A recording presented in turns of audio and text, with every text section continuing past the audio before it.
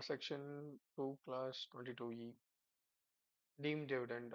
Case CIT, NS Narendra, 281. Commercial transaction, personal properties as collateral to bank borrowings. Amount received as advance for purchasing a property not accessible as deemed dividend. Dismissing the appeal of the revenue, the court held that the advances was not given to assessee merely because he is a shareholder, a substantial interest, but because the company has derived benefit from the assessee as the assessee has given personal property as a collateral to bank borrowing.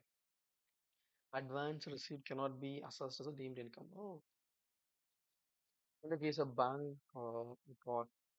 bank has provided loan to a company by the collateral is given by the shareholder, and for that reason, company has given some consideration.